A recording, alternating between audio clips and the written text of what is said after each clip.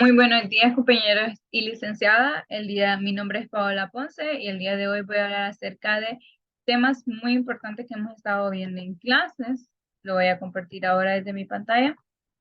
Estos temas son el entorno político, una cuestión crucial, desarrollo de una visión global a través de la investigación de mercados, administración del marketing global, planeación en cuanto a la planeación y organización, los productos y servicios de consumo.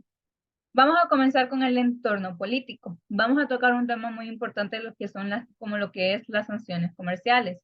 En este caso vamos a tomar el ejemplo entre la Unión Europea y Rusia.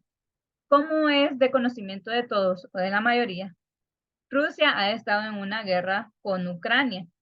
En este caso, la Unión Europea tomó ciertas acciones para evitar, ¿verdad?, que Rusia siguiera manteniendo esta guerra. A esto se le llaman entonces las sanciones comerciales. Algunas de las sanciones comerciales que puso la Unión Europea a Rusia las tenemos en la parte de abajo, ¿verdad? Esas tres que son la prohibición de importar bienes del territorio, prohibición de exportar determinados bienes y tecnología y la prohibición de ciertos servicios de asesoramiento y consultoría. Pero, ¿con qué objetivo puso esas sanciones comerciales la Unión Europea a Rusia? Pues el objetivo principal, como lo estábamos mencionando, es desalentar, ¿verdad?, de que Rusia mantenga la guerra con Ucrania, es debilitar la base económica de Rusia. Sin embargo, vemos que Rusia no está respondiendo como se creía que iba a responder, porque debilitando la base económica con las importaciones y exportaciones, Rusia se ha sabido mantener y hasta el día de hoy sigue con la guerra contra Ucrania. Ok, para abordar este tema, el entorno político, tenemos 5 preguntas de gran interés que voy a tratar de contestar desde mi perspectiva. Como número 1 tenemos cómo pueden las sanciones comerciales afectar las relaciones internacionales y el comercio. Ok, como lo vimos en el ejemplo que mencioné, entre las restricciones que puso la Unión Europea a Rusia, se levantan lo que son las barreras del comercio que afecta al país sancionado, que en este caso es Rusia, y a los sancionadores, que es toda la Unión Europea. ¿Y cómo es esta barrera comercial? Pues no permitir, ¿verdad?, que exista un libre comercio entre estas naciones. Tenemos también las restricciones impuestas pueden dificultar la venta de productos en el mercado internacional. Ok, con las restricciones que puso la Unión Europea a Rusia, vemos que hay una restricción de tanto de importación y exportación, lo que no permite que los productores de Rusia puedan exportar sus productos libremente a otros países, específicamente los que conforman la Unión Europea, ¿verdad? Que sabemos que son múltiples países. Y esto afecta de manera directa a los productores, ya que al tener el producto pero no poder movilizarlo, entonces hace que este producto se pierda o se almacene y no se generen las ganancias que se tenían previstas. Y también tenemos que puede conducir a un aislamiento económico y político.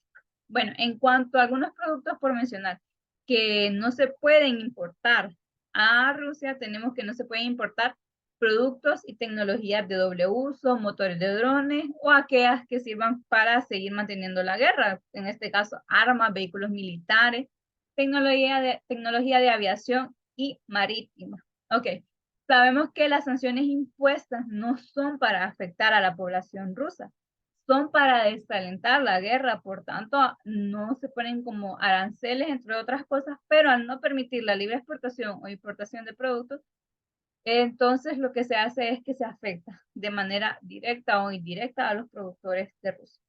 También tenemos que Rusia no puede exportar lo que es el petróleo, carbón, hierro, madera, cemento y asfalto de papel. Es por eso, ¿verdad?, de que vemos que hay una gran alza en los precios de los combustibles, ya que Rusia es un gran exportador de combustible y al tener estas barreras comerciales que muchos países, aparte de la Unión Europea, han implementado contra él, entre ellos Estados Unidos, entonces hace de que haya escasez de productos, que esto es lo que vamos a ver en la segunda pregunta que dice, ¿por qué las sanciones comerciales no siempre son efectivas a las políticas de un país?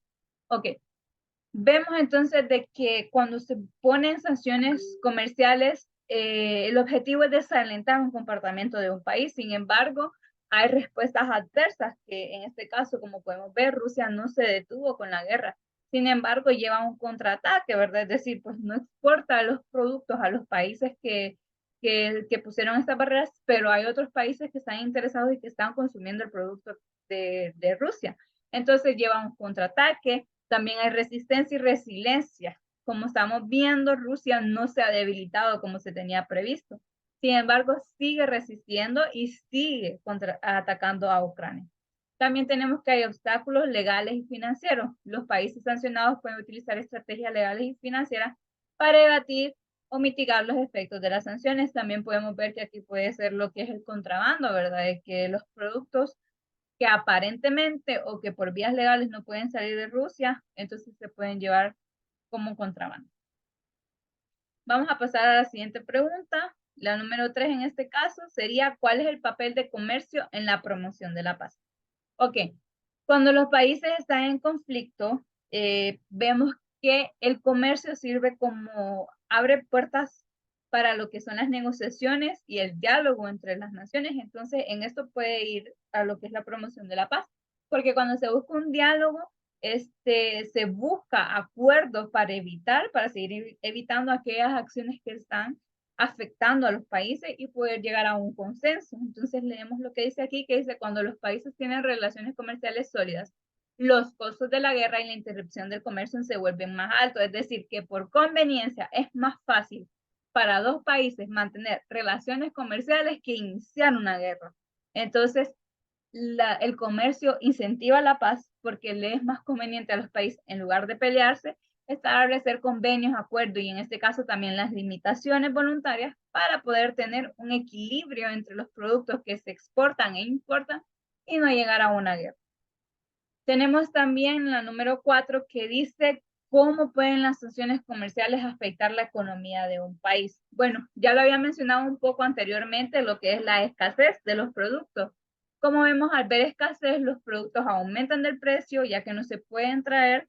Entonces esto afecta a toda la población y en este caso nosotros creíamos que porque Rusia estaba súper lejos de nosotros, no nos iba a afectar, pero como estamos en un mundo globalizado donde las relaciones son globalizadas, entonces afecta. También tenemos que las empresas pueden perder acceso a los mercados claves, como estamos viendo.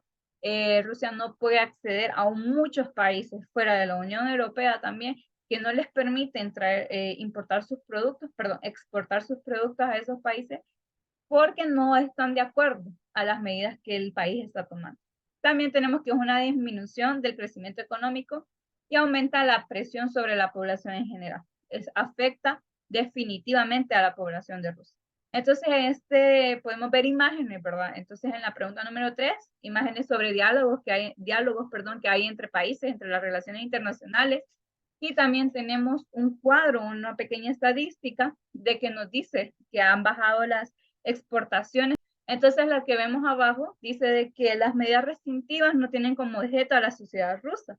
Sin embargo, la está afectando, pero por esta razón, porque no tiene el objetivo de afectar a la población rusa, es que algunos sectores quedan excluidos de estas medidas que están tomando. Es decir, que no son medidas definitivas, sino que hay sectores que tienen convenios de que pueden seguir exportando sus productos. Ok, vamos con la última pregunta en cuanto al entorno político y dice, ¿cuál es el impacto del embargo comercial propuesto por Thomas Jefferson en 1807? Ok, Thomas Jefferson, expresidente de los Estados Unidos, lo que estaba viendo era de que Francia e Inglaterra tenían una guerra. Entonces, él decidió no permitir que los barcos comerciales de Estados Unidos fueran a estos países con el fin de afectar lo que es la economía de Francia e Inglaterra y evitar, ¿verdad?, que la guerra siguiera en curso. Entonces, vemos que no siempre las sanciones comerciales tienen los efectos que se buscan, porque en lugar de afectar a Francia o Inglaterra, no permitiéndoles el acceso a ciertos productos, afectó a las industrias estadounidenses, ya que estas no podían llevar sus productos, no los podían vender.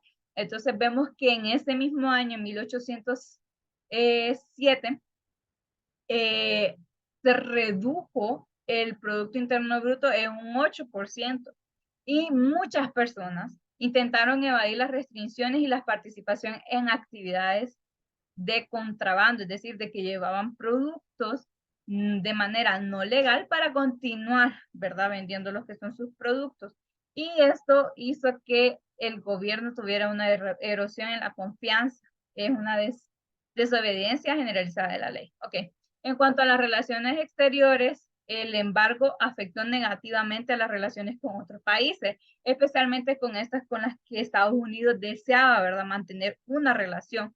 Entre ellas está Reino Unido y Francia. Respondieron a Estados Unidos, ya que Estados Unidos no les permitía el acceso a ciertos productos, bloquearon definitivamente las restricciones a barcos estadounidenses, no permitieron que los barcos estadounidenses siguieran llegando con mercancía.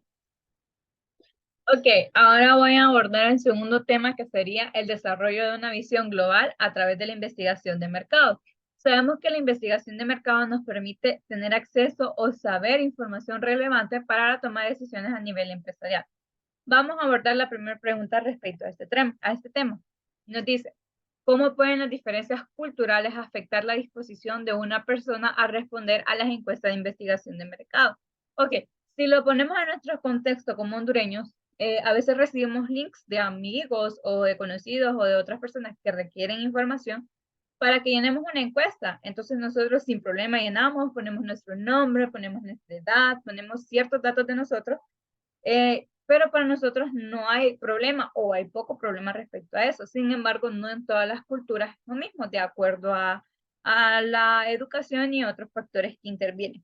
Vamos a ver algunos factores que pueden afectar la disposición de una persona a responder una encuesta. Como número uno, vemos la sensibilidad a temas específicos. Como estamos hablando en un marco de globalización, es decir, de diversas culturas alrededor del mundo, vemos que hay cierta sensibilidad de temas específicos. Por ejemplo, tenemos aquí la religión en Arabia e India.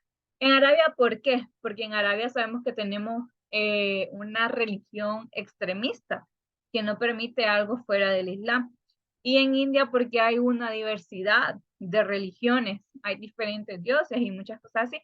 Entonces hay sensibilidad a temas específicos y personas no responden a estas preguntas debido a de que son un tabú todavía en su cultura, aunque para otros sea algo muy normal o algo de lo que uno tenga la libertad para expresarse sobre ello. Ok, otro factor es la confianza y percepción de privacidad.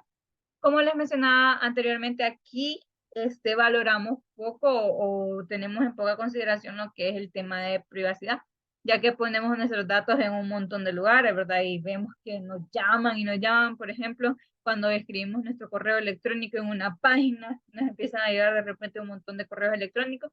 Entonces, en otros países, como ejemplo en Japón y Alemania, hay adversión a riesgo, es decir, que las personas tienen la desconfianza de compartir sus datos o su información en las encuestas, ya que a veces es necesario, ¿verdad? Por temas de segmentación, tener alguna información personal de las personas. Sin embargo, cuando hay una adversión a riesgo, la confianza y la percepción de la privacidad puede afectar a la disposición de una persona a contestar sobre ciertos temas. Y tenemos las barreras lingüísticas, ya que estamos hablando, de nuevo, recalco, en un entorno global, significa que estamos hablando de muchos países con una diversidad inmensa en idiomas. Entonces, cuando nosotros traducimos una encuesta del idioma original a un idioma, por ejemplo, del español a inglés, debemos de cerciorarnos de que las preguntas que nosotros formulamos se entiendan de igual manera en ese idioma, ya que algunas expresiones coloquiales o algunos otros temas pueden afectar lo que es la interpretación de las preguntas. Entonces habría que tomar ciertas medidas respecto a ello. Vamos a ver estas otras preguntas. La número 2 que dice, ¿cómo pueden las diferencias culturales afectar la adaptación de los productos en diferentes mercados? Ok, adaptación de productos. Quiere decir que nosotros tenemos un producto, por ejemplo, A, que es color verde o color morado o tiene ciertas letras, tiene un nombre. Sin embargo, ¿cómo puedo adaptar este producto yo a otras culturas, a otros mercados? Sabemos que hay diferentes percepciones y ya habíamos hablado en la clase acerca de lo que es cultura, acerca de lo que es ritos, acerca de lo que son creencias, acerca de lo que es la estética. Y los productos no siempre son bien vistos en otros países. Tenemos que averiguar primeramente la cultura de ese país, estudiar la cultura del mercado al que nosotros queremos ingresar para ver si nuestro producto puede ser aceptado o no. Y respecto a eso, realizarles cambios para poder adaptarlo a ese mercado. Algunos factores que tenemos que tomar en cuenta son las preferencias y gustos. Por ejemplo, tenemos en el caso de Wendy's en Japón, que fue un fracaso. ¿Por qué? Porque no tomaron en cuenta las preferencias y gustos que tenían los japoneses, que no comían ese tipo de carnes que era utilizado en las hamburguesas. Tenemos las normas y valores, en este caso los colores, símbolos e imágenes. Vemos que ciertos colores no son bien vistos en otras culturas. Por ejemplo, tenemos en el caso, más adelante lo vamos a ver en el ejemplo de Brasil, que el color morado es como símbolo de luto. Entonces, si vendemos un producto morado o si hacemos algo en morado, quizás no sea muy atractivo para las personas en Brasil. Esto es cuestión de adaptar nuestro producto al mercado al que nos queremos expandir. Tenemos idioma y comunicación. Seguimos recalcando en esto. Tenemos que tener una traducción correcta, es decir, quizás el nombre de mi producto puede significar algo en ese país, algo que no necesariamente sea positivo. Entonces tenemos que investigar la cultura de ese país, hacer las traducciones correctamente y no quedarnos quizás con una sola opinión. También podemos crear lazos con personas que ya conocen ese mercado para hacer preguntas y para ver si nuestro producto puede ser aceptado o no. Y las percepciones de calidad y estatus. En este tenemos los productos que son vistos, que dan un estatus, ¿verdad? Entonces estos productos son como lujos. Entonces, si se tienen productos de lujo, dice, ay, esta persona tiene dinero, esta persona hace tal cosa, entonces eso da cierto estatus dentro de la sociedad y habría que adaptar nuestro producto porque quizás que sea de lujo no siempre sea positivo. Como número 3 tenemos cómo pueden las diferencias culturales afectar la percepción del valor y la importancia de un producto. Bueno, en esto tenemos lo que es el estilo de vida. Por ejemplo, en España estamos viendo el caso de que se están consumiendo productos que no afecten seriamente la salud o que están en contra de lo que es el maltrato animal y otras cuestiones. Entonces, de acuerdo a este estilo de vida, tenemos que ver qué productos se están consumiendo y cómo son vistos estos productos dentro de esa sociedad. Por ejemplo, si vendemos carne de vaca, ya que están en contra de lo que es el maltrato animal, entonces no van a aceptar este producto, por ende, la percepción que tienen de ellos es, no, hay un maltrato detrás de este producto, entonces definitivamente no lo van a consumir. La tradición y las costumbres y los significados simbólicos, volvemos, ¿verdad? Los significados de qué significa el color. Volvamos al ejemplo del color. Si el color para nosotros significa el morado, que es luto, entonces yo digo, no, ese producto no. ¿Por qué? Porque significa algo negativo dentro de mi, dentro de mi cultura. Tenemos McDonald's con Arch Deluxe, que se pretendía, ¿verdad? Que McDonald's creó esta hamburguesa Arch Deluxe con el fin de atraer a sofisticados urbanos, es decir, personas de una clase más alta. Sin embargo, las personas de una clase más alta o sofisticados no van a venir a consumir productos a lo que es una cadena de comida rápida. Entonces, es como percibía el cliente este producto. Entonces, tampoco una persona como que iba a comprar productos en una comida rápida iba a pagar un gran precio por esta hamburguesa, ya que no quería lograr cierto estatus. Como pregunta número 4 tenemos que es, ¿cómo puede la contratraducción ayudar a mejorar la precisión de las traducciones en la investigación de mercado? Ok, entendamos primeramente qué es contratraducción. Contratraducción es tomar, por ejemplo, una investigación de mercado, traducirla a un idioma y de ese idioma regresarla al idioma original para ver si el idioma original concuerda con una traducción de un idioma secundario, valga la redundancia o valga el enredo. Es decir, traducir del idioma original un documento y luego volverlo a poner en el idioma original y comparar a ver si no se perdió el significado.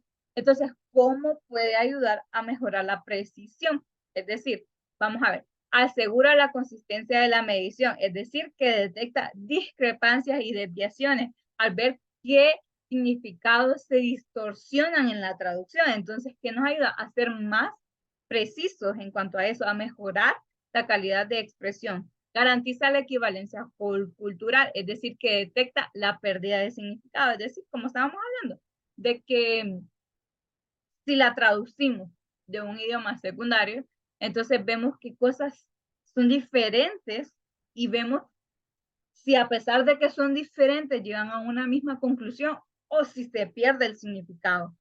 Minimiza los errores de traducción y también identifica problemas de contenido culturalmente sensible. Lo que estábamos hablando, ¿verdad? Algunos temas tabú que se llevan en algunas culturas que no se pueden tocar de manera abierta, entonces tendríamos que ver. En este caso pusimos lo que son las expresiones coloquiales, que quizás para, para un país una palabra significa algo y en otro significa algo completamente diferente. Entonces estábamos viendo lo de, en el libro sale un ejemplo con la palabra baby, que en Reino Unido creo significa nena y luego se traduce a mosquito pequeño, que significa niño pequeño. Entonces son expresiones coloquiales que ya tienen que ver con lo que es la cultura de ese país.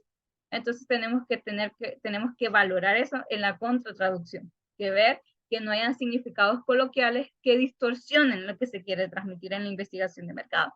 Para eso, como hablamos, podemos tener relaciones con personas que conocen los mercados a los cuales deseamos ingresar y que nos ayuden a traducir esta investigación de mercado. Como número 5, tenemos que cómo puede la traducción paralela superar los problemas de interpretación en la investigación de mercado. Ok, pregunta similar a la de la contratraducción. Ok, pero diferencia entre traducción paralela entre contratraducción es esta. Una vez que se tiene la investigación de mercado, se traduce a un idioma secundario. Luego se traduce al idioma original, pero es traducido por varias personas para tener la perspectiva de varios profesionales, por decirlo así. Entonces, es fundamental contar con profesionales en cuanto a la traducción y la investigación, que tengan mucho conocimiento acerca de idiomas y las culturas que estamos tomando en cuenta en esta investigación para garantizar que la traducción sea correcta. Y es decir, al tener que comparar entre varias traducciones, ya es mucho, ¿verdad? De que vaya a haber un error o una discrepancia. Se cortejan todos los resultados de las traducciones y se realiza lo que es un resultado de la investigación, se vuelve a sintetizar en un solo documento el resultado que dio de cortejar todas las traducciones que se hicieron. Continuamos con el tercer tema, que es la administración del marketing global en cuanto a la planeación y organización. Ok, voy a presentar lo que es un ejemplo en cuanto al marketing global o internacional de la Coca-Cola y del branding. Ok, la Coca-Cola, para poder adaptarse al mercado internacional, utiliza el marketing internacional en cuanto a la adaptación de su nombre.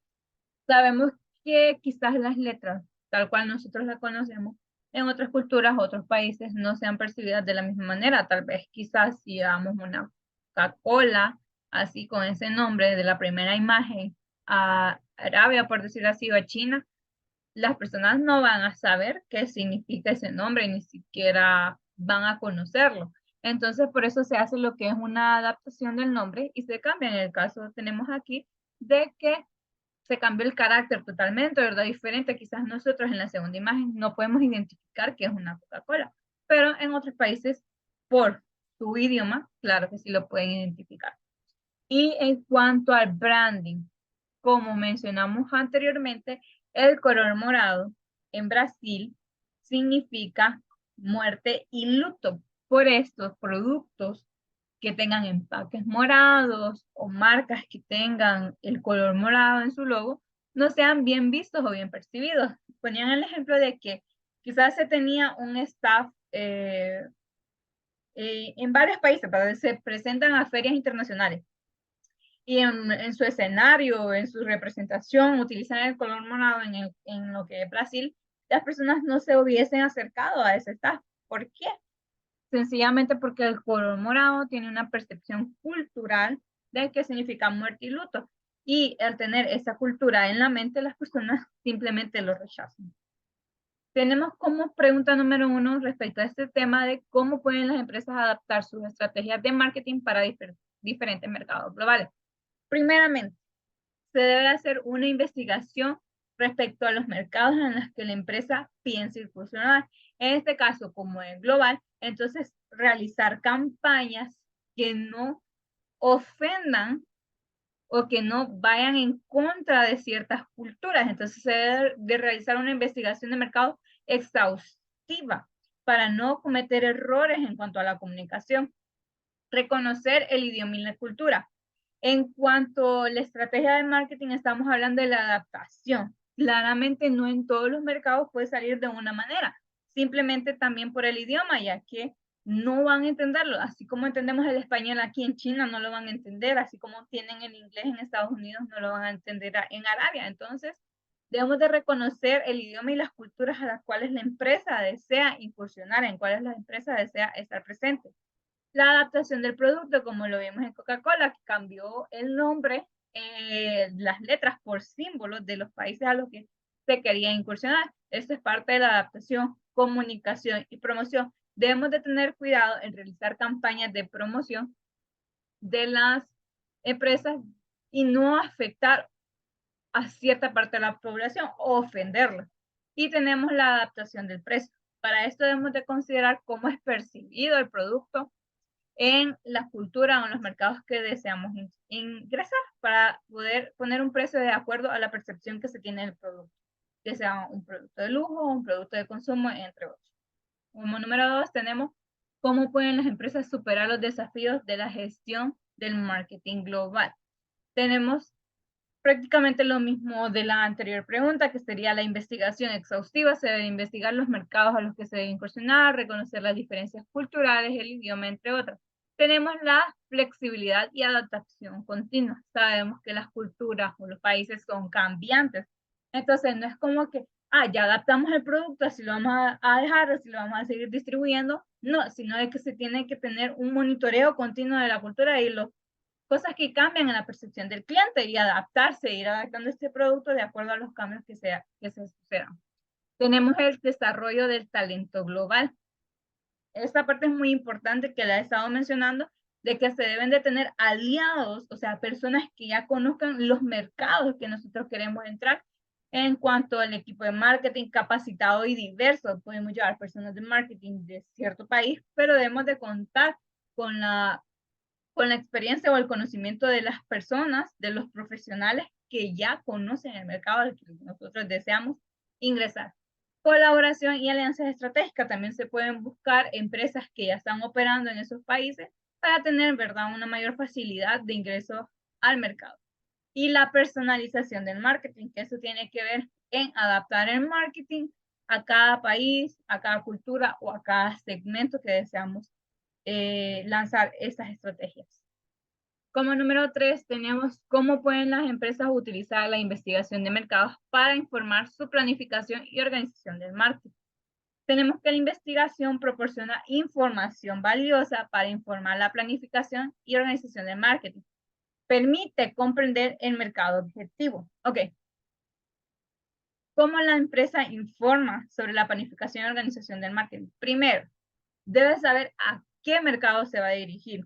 Segundo, qué estrategias va a implementar, qué objetivos quiere alcanzar, qué consumidores son los que va a abarcar y qué competencias y tendencias existen en esos mercados en los que ella se quiere incursionar. Entonces, la investigación de mercado en cuanto a la planificación y organización nos permite conocer el ambiente en el cual nosotros queremos ingresar.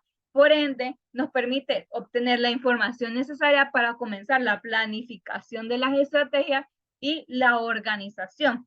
Si estamos hablando del marketing global, no, bueno, podemos hacer campañas de manera global, pero no sería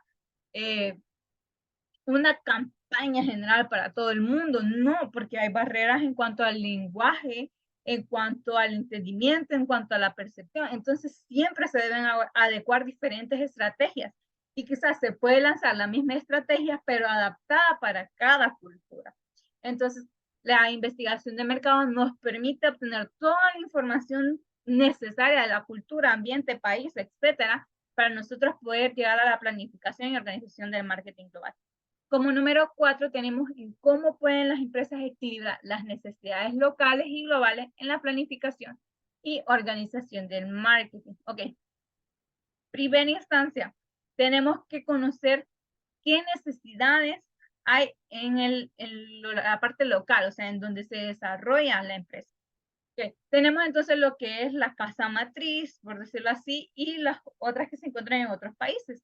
Entonces, se puede tener una base de la sede central y esa misma base utilizarla en los demás países o en las demás campañas sin perder la esencia de la sede central. Es decir, podemos adaptarlo, pero no se debe de perder la esencia.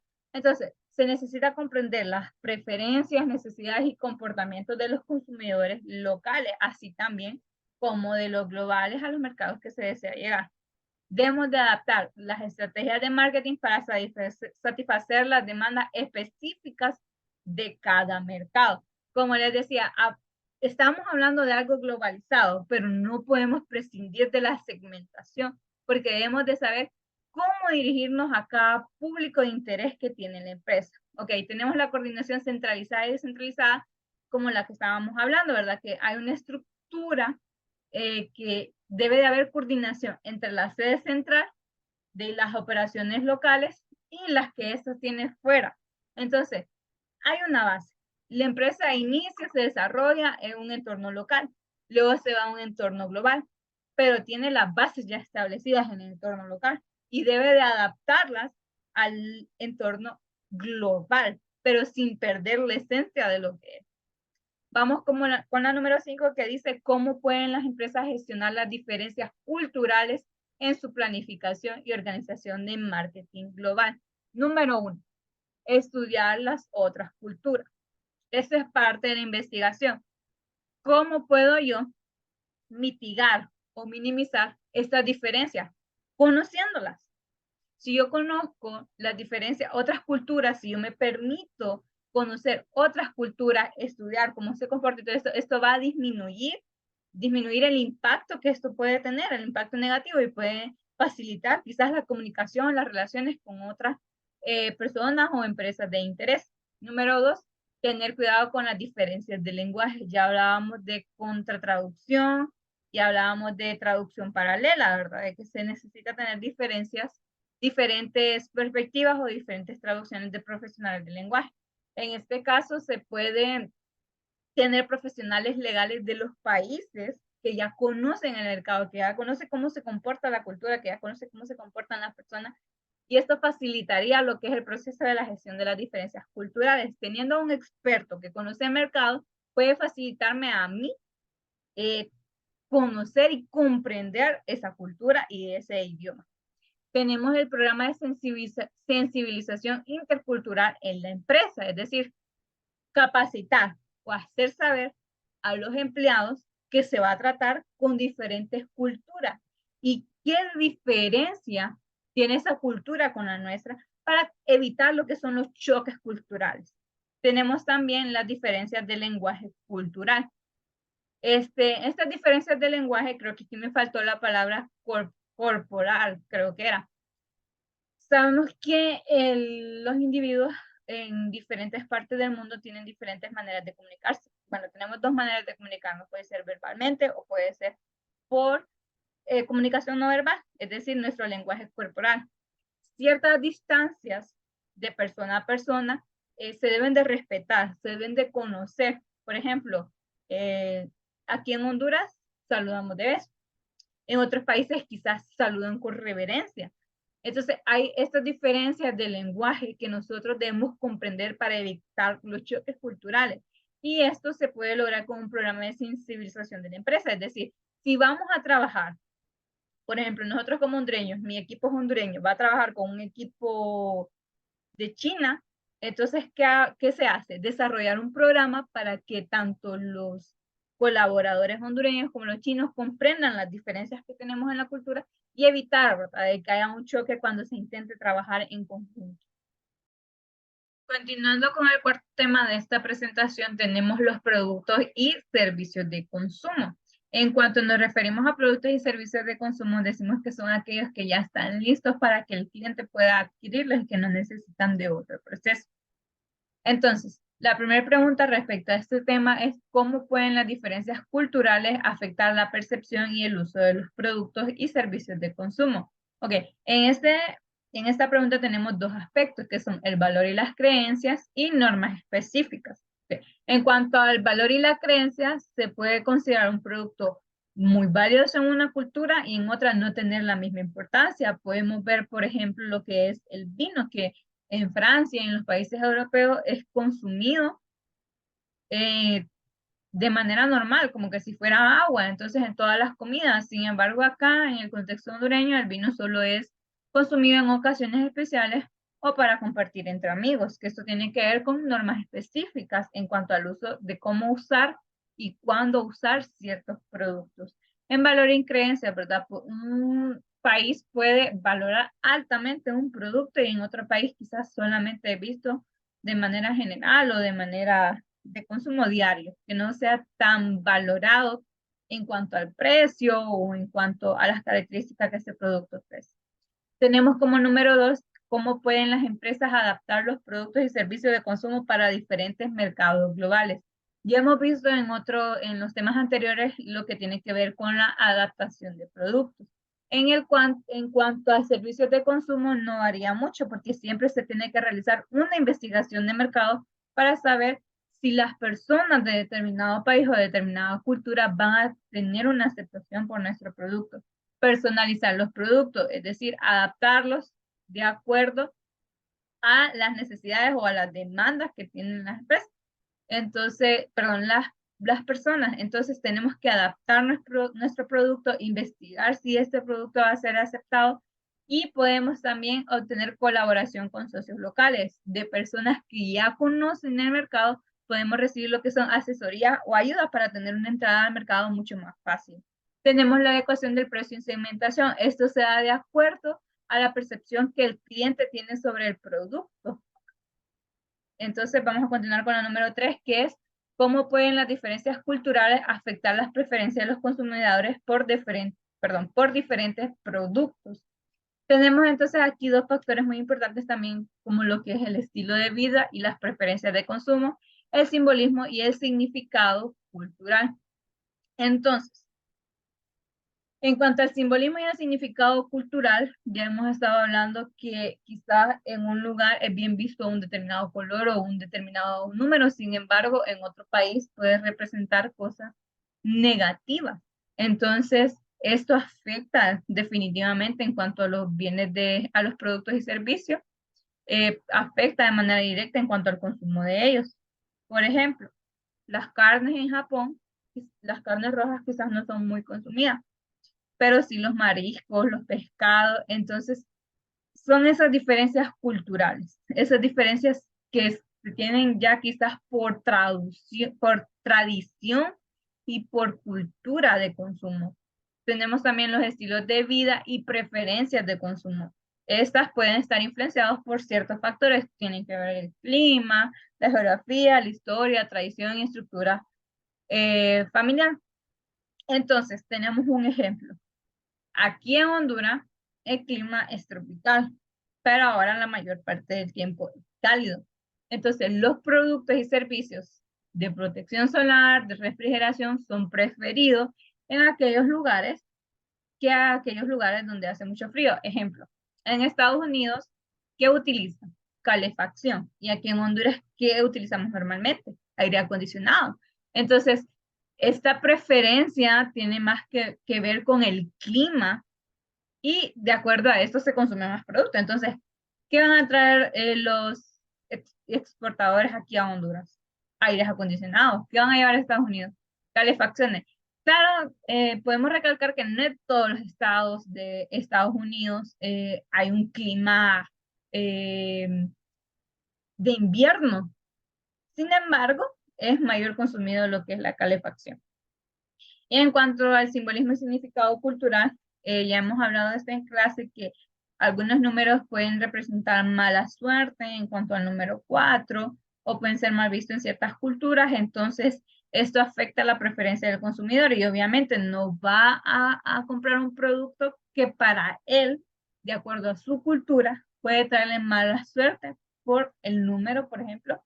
Entonces, esto cambia la preferencia. Entonces, va a preferir comprar otro producto que no involucre nada de lo que tenga que ver con lo que él piensa y crea. Tenemos como número 4 de cómo pueden las empresas superar los desafíos de adaptación de los productos en diferentes mercados globales. Número 1, ajustar la estrategia de marketing, es decir, de que la empresa se debe adecuar a los mercados en los cuales piensa estar presente.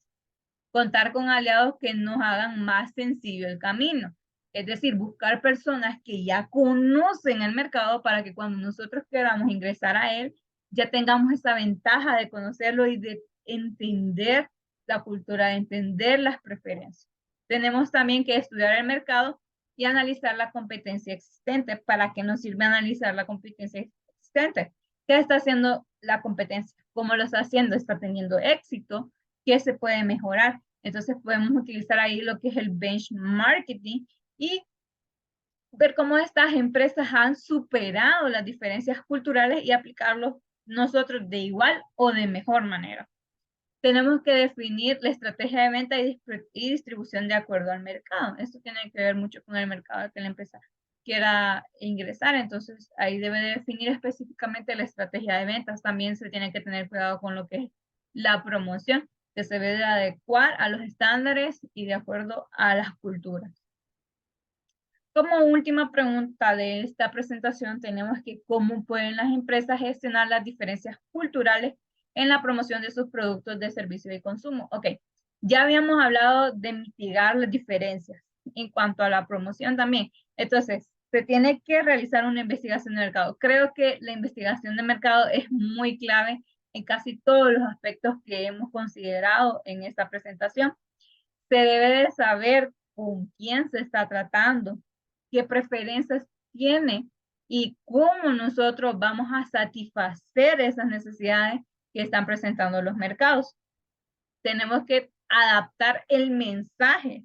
Bueno, si nosotros vemos aquí en la parte derecha, yo tengo unas imágenes de lo que es una hamburguesanera. O sea, nosotros, considero yo, por ejemplo, en mi caso, yo la miro y a mí no se me hace sabrosa. O sea, pero puede ser de acuerdo a mi cultura y de acuerdo a que yo siempre he visto una hamburguesa normal con el pan ahí cafecito.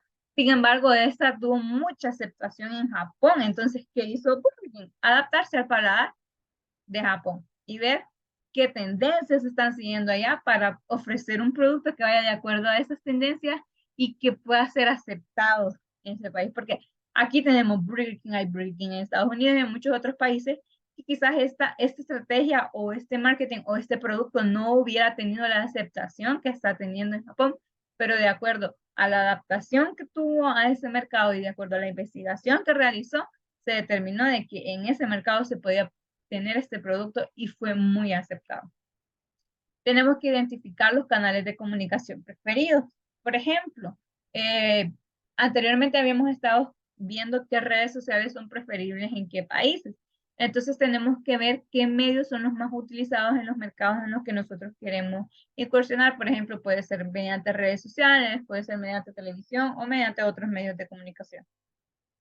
Tenemos que tener en cuenta aspectos estéticos de diseños que son apreciados en la cultura local. En cuanto al estético tenemos, ¿verdad? Lo que son las presentaciones, cómo se ve el producto, qué lleva ese producto y todo esto. Tenemos que establecer asociaciones estratégicas. Aquí teníamos que ver como los aliados que estamos viendo en la pregunta anterior, de que nos hace más fácil el ingresar a estos mercados y aquí mitigamos las diferencias. ¿Por qué? Porque sencillamente ya tenemos una persona que conoce el mercado a nuestro lado y nos puede decir todas aquellas cosas que debemos de evitar hacer para no causar efectos negativos de esa cultura hacia los productos o hacia los servicios que nosotros estamos ofreciendo como empresa. Bueno, esto es todo de mi parte. Muchísimas gracias por su atención y espero que esta presentación sea de su agrado.